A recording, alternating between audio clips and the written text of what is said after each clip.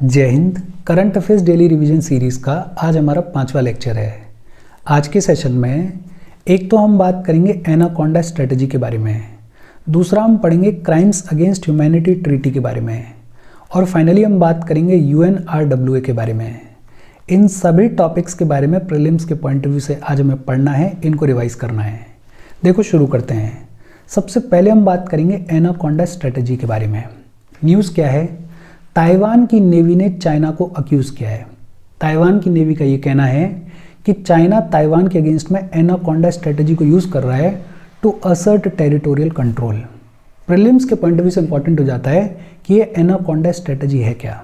Anaconda strategy एक military approach है जिसके थ्रू टारगेट को इकोनॉमिकली और मिलिट्रीली स्ट्रेंगल किया जाता है।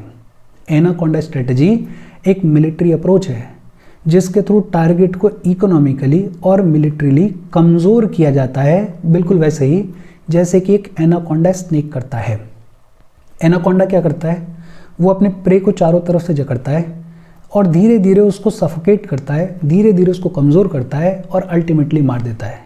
वैसे ही एनाकोंडा स्ट्रेटजी के तहत टारगेट को इकोनॉमिकली और मिलिट्रीली कमज़ोर किया जाता है, स्ट्रेंगल किया जाता है। ये जो टर्म है एनाकोंडा स्ट्रेटजी, इसको सबसे पहली बार यूज़ किया यूनियन जनरल विनफील्ड स्कॉट ने। किसने यूज़ किया? विनफील्ड स्कॉट ने इसको यूज़ किया during the early stages of American civil war. जब अमेरिका में सिविल वॉर चल रहा था तो 13 अमेरिकन कॉलोनीज़ को कमज़ोर करने के लिए यूज़ किया गया था एनाकोंडा स्ट्रेटजी को। इस टर्म को सबसे पहली बार किसने यूज़ किया था? विनफील्ड स्कॉट ने इस टर्म को सबसे पहली बार यूज़ किया था और तब से रेगुलरली इस टर्म को टाइम टाइम पर यूज़ किया जाता रहा है। चाइना के कॉन्टेक्स्ट में जब हम बात करते हैं एनाकोंडा स्ट्रेटजी के बारे में, तो it involves combination of military pressure, psychological tactics and cyber warfare. Basically China का गोल क्या है? चाइना ये चाहता है कि ताइवान को इतना कमज़ोर कर दो, ताइवान के सामने ऐसी परिस्थितियाँ क्रिएट कर दो कि ताइवान चाइना के सामने आके सरेंडर कर दे। लड़ाई करने की ज़रूरत ना पड़े, वॉर करने की ज़रूरत ना पड़े, बस कंडीशंस को ऐसा क्रिएट कर दो, इकोनॉमिकली मिलिट्रीली कंडीशंस ऐसी बना दो कि ताइवान फोर्स हो जाए चाइना के सामने सरेंडर करने के लिए। प्रीलिम्स के पॉइंट ऑफ व्यू से हमें क्या याद रखना है? एक तो ये कि एनाकोंडा स्ट्रेटजी क्या है। एनाकोंडा स्ट्रेटजी बेसिकली एक मिलिट्री अप्रोच है जिसके थ्रू टारगेट को इकोनॉमिकली और मिलिट्रीली स्ट्रेंगल किया जाता है, कमज़ोर किया जाता है। और दूसरा इंपॉर्टेंट है ये मैप। ये मैप थोड़ा सा देख लो। ये यहाँ पे आपको ताइवान दिख रहा होगा, ये है ताइवान। ताइवान और चाइना के बीच में है ताइवान स्ट्रेट। ये कौन सी स्ट्रेट है? ये ताइवान स्ट्रेट है। नीचे अगर देखोगे तो इधर लूजन स्ट्रेट है। क्या नाम है? लूजन स्ट्रेट है। इधर ताइवान से नीचे आओगे तो ये साउथ चाइना सी है। इधर ताइवान से ऊपर जाओगे तो ये ईस्ट चाइना सी है। ताइवान के इधर ईस्ट में जाओगे तो ये फिलीपीन सी है। इधर पार्शल आइलैंड्स हैं, इधर स्पार्टली आइलैंड्स हैं। ये तो चाइना है ही। तो ये जो मैप है, इस मैप को भी थोड़ा ढंग से देख लेना, क्या पता कहीं पर काम आ जाए। एनाकोंडा स्ट्रेटजी क्या है, होपफुली आपको समझ में आई होगी। फिर इसके बाद बात आती है क्राइम्स अगेंस्ट ह्यूमैनिटी ट्रीटी के बारे में। खबर क्या है? पिछले साल नवंबर में यूनाइटेड नेशन जनरल असेंबली की लीगल कमेटी ने लैंडमार्क रेजोल्यूशन पास किया और इस रेजोल्यूशन के तहत यूनाइटेड नेशन जनरल असेंबली की लीगल कमेटी ने यह कहा कि हमें क्राइम्स अगेंस्ट ह्यूमैनिटी को प्रिवेंट करने के लिए, पनिश करने के लिए ट्रीटी तैयार करनी चाहिए और उस फर्स्ट एवर ट्रीटी के लिए नेगोशिएशंस की शुरुआत कर दी गई है इस रेजोल्यूशन के थ्रू। बहुत simple, United Nation General Assembly की लीगल कमेटी ने एक रेजोल्यूशन पास किया जिसके through negotiations for the first ever treaty to prevent and punish crimes against humanity is being initiated. ये जो रेजोल्यूशन है इसको स्पॉन्सर किया था मेक्सिको ने और गाम्बिया ने। किसने स्पॉन्सर किया था? मेक्सिको और गाम्बिया। मेक्सिको नॉर्थ अमेरिका में लोकेटेड है और गाम्बिया वेस्ट अफ्रीका में लोकेटेड है। मेक्सिको और गाम्बिया ने इस रेजोल्यूशन को स्पॉन्सर किया था और इसको सपोर्ट किया था 96 अदर कंट्रीज़ ने। और ये जो रेजोल्यूशन है ये हाईलाइट करता है, ये बताता है कि ये जो क्राइम्स अगेंस्ट ह्यूमैनिटी है इसके लिए जो लीगल गैप है उस लीगल गैप को हमें फुलफिल करना चाहिए। उस लीगल गैप के लिए हमें कुछ कामकाज करना चाहिए। देखो, बहुत सारी एग्जिस्टिंग इंटरनेशनल ट्रीटीज़ हैं जो कि बात करती हैं वॉर क्राइम्स के बारे में, जो कि बात करती हैं जेनोसाइड के बारे में, जो कि बात करती हैं टॉर्चर के बारे में, लेकिन कोई भी स्पेसिफिक ट्रीटी ऐसी नहीं है जो कि बात करती हो क्राइम्स अगेंस्ट ह्यूमैनिटी के बारे में, जैसे मर्डर है, जैसे रेप है, जैसे सेक्सुअल स्लेवरी है, जैसे टॉर्चर है, जैसे एनफोर्स्ड डिसअपियरेंसेस हैं। बहुत सारी इंटरनेशनल ट्रीटीज़ हैं जो कि बात करती हैं वॉर क्राइम्स के बारे में। वॉर क्राइम्स मतलब violation of the laws of war, उनको बोला जाता है वॉर क्राइम्स। तो वॉर क्राइम्स के लिए हमारे पास में ट्रीटी है। जेनोसाइड के लिए हमारे पास में ट्रीटी है। जेनोसाइड मतलब कि आप किसी पर्टिकुलर ग्रुप को पूरे तरीके से एलिमिनेट करना चाहते हो, जैसे हिटलर ने टारगेट किया था जूइश लोगों को, इसको बोलते हैं जेनोसाइड। टॉर्चर के लिए भी ट्रीटीज हैं। Torture is use of armed force against another state, aggression. लेकिन क्राइम्स अगेंस्ट ह्यूमैनिटी की जब बात आती है तो कोई भी स्पेसिफिक ट्रीटी है नहीं। अगर इंटरनेशनल ट्रीटीज की बात करें तो 1949 का जनेवा कन्वेंशन है। ये जो 1949 का जनेवा कन्वेंशन है, इसमें 4 ट्रीटीज़ हैं, और ये जो 4 ट्रीटीज़ हैं वो प्रोटेक्ट करती हैं वुंडेड सोल्जर्स को, प्रिजनर्स ऑफ वॉर को और सिविलियंस को ड्यूरिंग अ कॉन्फ्लिक्ट। कॉन्फ्लिक्ट के दौरान वुंडेड सोल्जर्स को, प्रिजनर्स ऑफ वॉर को और सिविलियंस को प्रोटेक्ट करता है ये 1949 का जनेवा कन्वेंशन। इसको 196 कंट्रीज़ ने रेटिफाई किया हुआ है। एडिशनल प्रोटोकॉल्स को भी ऐड किया गया 1977 में, और 2 प्रोटोकॉल्स ऐड किए गए, protection to civil wars and non international conflicts, वहाँ तक भी चीज़ों को एक्सटेंड कर दिया गया। इसके अलावा और भी ट्रीटीज़ हैं, जैसे इंटरनेशनल ह्यूमैनिटेरियन लॉ है। इंटरनेशनल ह्यूमैनिटेरियन लॉ को लॉ ऑफ आर्म्ड कॉन्फ्लिक्ट भी बुलाया जाता है। और ये जो लॉ ऑफ आर्म्ड कॉन्फ्लिक्ट है, ये वॉरफेयर को गवर्न करता है, ये सिविलियंस को प्रोटेक्ट करता है, ये मेडिकल पर्सनल्स को प्रोटेक्ट करता है, ये प्रिजनर्स ऑफ वॉर को प्रोटेक्ट करता है। एक हेग कन्वेंशन है 1899 का, 1907 का। ये जो हेग कन्वेंशन है ये एड्रेस करता है लॉज ऑफ द वॉर को, फोकस करता है हॉस्टिलिटीज़ के ऊपर, ट्रीटमेंट ऑफ द प्रिजनर्स के ऊपर, protection of civilians and cultural property के ऊपर। तो ये हेग कन्वेंशन भी अपने आप में इंपॉर्टेंट है। फिर इंटरनेशनल क्रिमिनल कोर्ट है जिसको स्टैब्लिश किया गया है 1998 में। और ये जो इंटरनेशनल क्रिमिनल कोर्ट है ये प्रोसिक्यूट करता है ऐसे इंडिविजुअल्स को जो कि रिस्पॉन्सिबल है वॉर क्राइम्स के लिए, जो कि रिस्पॉन्सिबल है क्राइम्स अगेंस्ट ह्यूमैनिटी के लिए, जो कि रिस्पॉन्सिबल है जीनोसाइड के लिए। ये जो ICC है, ये जो इंटरनेशनल क्रिमिनल कोर्ट है, इसमें 4 कैटेगरी के क्राइम्स हैं। एक है जेनोसाइड, एक है क्राइम्स अगेंस्ट ह्यूमैनिटी, एक है वॉर क्राइम्स और एक है क्राइम ऑफ अग्रेशन। तो इंटरनेशनल क्रिमिनल कोर्ट भी है।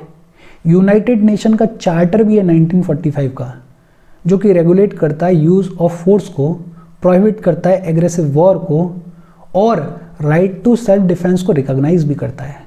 मतलब कई सारी इंटरनेशनल ट्रीटीज़ हैं जो कि डील करती हैं वॉर क्राइम से, जेनोसाइड से, टॉर्चर से, क्राइम ऑफ अग्रेशन से, लेकिन एज सच कोई भी स्पेसिफिक ट्रीटी नहीं है जो कि डील करती हो क्राइम्स अगेंस्ट ह्यूमैनिटी से। ऐसी ही ट्रीटी को नेगोशिएट करने के लिए बातचीत शुरुआत कर दी गई है। एक रेजोल्यूशन पास कर दिया गया है by the United Nation General assembly legal committee. तो ये अपने आप में एक सिग्निफिकेंट स्टेप है। अब देखो इसमें प्रीलिम्स के पॉइंट ऑफ व्यू से इंपॉर्टेंट क्या है। प्रीलिम्स के पॉइंट ऑफ व्यू से एक तो ये जितनी भी ट्रीटीज़ हैं, ये छोटी छोटी ट्रीटीज़, 1 लाइनर्स में इनको याद रखो। डिटेल में अगर एक आधा न्यूज़ में हो तो उसको याद रखो। बाकी इतना याद रखो कि एक रेजोल्यूशन पास कर दिया गया है जिसको स्पॉन्सर किया था मैक्सिको और गाम्बिया ने, और सपोर्ट किया था 96 अदर कंट्रीज़ ने। इतना तो आपको दिमाग में रखना ही पड़ेगा। फिर इसके बाद बात आती है UNRWA के बारे में। UNRWA की फुल फॉर्म क्या है? United nation relief and works agency for Palestine refugees in the near east. United nation relief and works agency for Palestine refugees in the near east. Israel ने formally United nation को ये notify कर दिया है कि वो UNRWA के साथ में अपने टाइज को सीवियर कर रहे हैं, अपने टाइज को ख़त्म कर रहे हैं। हमारे लिए इंपॉर्टेंट क्या है कि UNRWA काम क्या करता है, इसके नाम से ही क्लियर है। बेसिकली जितने भी पैलेस्टीनियन रिफ्यूजीज़ हैं उनको रिलीफ प्रोवाइड करना, उनके ह्यूमन डेवलपमेंट के लिए काम करना, ये काम है UNRWA का। इसको इस्टेब्लिश किया गया था 1949 में। कब इस्टेब्लिश किया गया था? 1949 में इस्टेब्लिश किया गया था, after the 1948 Arab Israeli war. इसके फील्ड ऑफ ऑपरेशंस क्या हैं? 5 फील्ड्स में ये ऑपरेट करता है। जॉर्डन में ऑपरेट करता है, लेबनान में ऑपरेट करता है, सीरिया में ऑपरेट करता है, गाजा स्ट्रिप में ऑपरेट करता है और वेस्ट बैंक में ऑपरेट करता है। देखो UNRWA से ज़्यादा इंपॉर्टेंट है ये मैप। ये मैप थोड़ा दिमाग में रखना। ये आपको इजराइल दिख ही रहा है, इजराइल के इस कोने पे ये है गाज़ा। ये क्या है? गाज़ा है। इधर अगर देखोगे तो इधर सिनाई पेनिनसुला है, इधर इजिप्ट है। ऊपर जाओगे तो यहाँ पे जेरूसलम है। ये क्या है? जेरूसलम है। और ये वाला एरिया कौन सा है? ये वाला एरिया है वेस्ट बैंक। ये वाला एरिया कौन सा है? West Bank. इधर अगर देखोगे तो इधर आपको गोलन हाइट्स दिख रहा होगा। ये क्या है? गोलन हाइट्स दिख रहा होगा। इधर इजराइल के इधर जाओगे तो इधर मेडिटेरियन सी है। ऊपर अगर जाओगे तो इधर लेबनान है। इधर अगर जाओगे तो इधर सीरिया है। और इधर अगर देखोगे तो इधर जॉर्डन है। यहाँ पे बीच में डेड सी भी है। तो ये जो मैप है, ये मैप, ये जो मेडिटेरियन रीजन है, ये मेडिटेरियन रीजन अपने आप में वेरी इंपॉर्टेंट है मैपिंग के पॉइंट ऑफ व्यू से। तो इस मैप को थोड़ा सा दिमाग में बिठाना। अच्छा, UNRWA पैलेस्टीनियन रिफ्यूजीज के लिए रिलीफ वर्क, उनके ह्यूमन डेवलपमेंट के लिए काम करता है। इसको स्टैब्लिश किया गया 1949 में। 5 फील्ड्स ऑफ ऑपरेशन इसके, Jordan, Lebanon, Syria, Gaza strip, West Bank. अच्छा, UNRWA जो है इसको फंडिंग कहाँ से मिलती है? पैसा कहाँ से मिलता है? यूनाइटेड नेशन के जो मेंबर स्टेट्स हैं वो अपनी तरफ से वॉलेंट्री कॉन्ट्रीब्यूशंस देते हैं UNRWA को। इसके अलावा यूनाइटेड नेशन का जो रेगुलर बजट होता है, उस रेगुलर बजट में से भी कुछ पैसा मिलता है UNRWA को। और ये जो UNRWA है, ये इकलौती ऐसी एजेंसी है जो कि सीधे सीधे यूनाइटेड नेशन जनरल असेंबली को रिपोर्ट करती है। इस UNRWA का जो चीफ ऑफिसर होता है, जिसको कमिश्नर जनरल बुलाया जाता है, वो इकलौता ऐसा लीडर है यूनाइटेड नेशन एजेंसी का जो कि सीधे सीधे यूनाइटेड नेशन की जनरल असेंबली को रिपोर्ट करता है। और ये जो चीफ ऑफिसर है, ये जो कमिश्नर जनरल है, इसको अपॉइंट कौन करता है? यूनाइटेड नेशन का सेक्रेटरी जनरल इसको अपॉइंट करता है with the approval of an advisory commission. अच्छा, ये जो UNRWA है, इसका हेडक्वार्टर कहाँ है? इसका हेडक्वार्टर ओरिजिनली हुआ करता था बेरूट लेबनान में। कहाँ पे हुआ करता था? बेरूट लेबनान में हुआ करता था हेडक्वार्टर। लेकिन 1978 में इसके हेडक्वार्टर को मूव कर दिया गया वियना, ऑस्ट्रिया में। 1978 में हेडक्वार्टर को कहाँ पे मूव कर दिया गया? वियना, ऑस्ट्रिया में मूव कर दिया गया। लेकिन फिर फाइनली 1996 में एजेंसी को मूव कर दिया गया गाजा स्ट्रिप में। 1996 में फाइनली कहाँ पे मूव कर दिया गया? गाजा स्ट्रिप में मूव कर दिया गया। ये दिखाने के लिए कि हम ट्रू सेंस में पैलेस्टीन रिफ्यूजीज़ के लिए काम करते हैं, करना चाहते हैं। इसके एजेंसी के हेडक्वार्टर को 1996 में कहाँ मूव कर दिया गया? गाजा स्ट्रिप में मूव कर दिया गया। अच्छा, ये जो UNRWA है, इसको जब सेटअप किया गया था तो टेम्परेरी एजेंसी के तौर पर सेटअप किया गया था। लेकिन फिर जैसे जैसे कॉन्फ्लिक्ट बढ़ता गया, इसका जो मैंडेट है, उस मैंडेट को भी कंटिन्यूसली रिन्यू किया जाते रहा है। हर बार यूनाइटेड नेशन की जो जनरल असेंबली है, इसके मैंडेट को 3 साल के लिए एक्सटेंड कर देती है, 3 साल के लिए बढ़ा देती है। ये जो मैप है, ये मैप दिखाता है कि किस तरीके से पैलेस्टीनियंस ने अपनी लैंड को लूज़ किया है, या ये कहें कि किस तरीके से ये जो एरिया है इसका मैप बदला है, किस तरीके से इजराइल ने धीरे धीरे अपने एरिया को एक्सपेंड किया है। ये पूरी कहानी है, ये पूरा अलग से लेक्चर है, उसके बारे में हम बात नहीं कर रहे हैं। हम बात कर रहे हैं प्रीलिम्स के पॉइंट ऑफ व्यू से UNRWA के बारे में, जिसमें आपको 2-3 चीज़ें याद रखनी है। एक तो इस मैप को बहुत ढंग से देखना, दूसरा ये याद रखना UNRWA इसको इस्टेब्लिश किया गया है 1949 में, पैलेस्टीनियन रिफ्यूजीज़ के लिए काम करती है। UNRWA को फंडिंग कहाँ से मिलती है? वॉलेंट्री कॉन्ट्रीब्यूशंस के थ्रू, और UN के रेगुलर बजट से भी पैसा मिलता है। जो इम्पॉर्टेंट चीज़ है, इसका जो चीफ ऑफिसर होता है कमिश्नर जनरल, वो इकलौता ऐसा लीडर है यूनाइटेड नेशन एजेंसी का जो कि डायरेक्टली, जो कि सीधे सीधे यूनाइटेड नेशन की जनरल असेंबली को रिपोर्ट करता है। ये जो कमिश्नर जनरल है, इसको अपॉइंट कौन करता है? यूनाइटेड नेशन का सेक्रेटरी जनरल इसको अपॉइंट करता है। और इसके साथ आज की हमारी बातचीत खत्म हो गई। कोई डाउट हो कमेंट करके पूछ लेना। Thank you very much.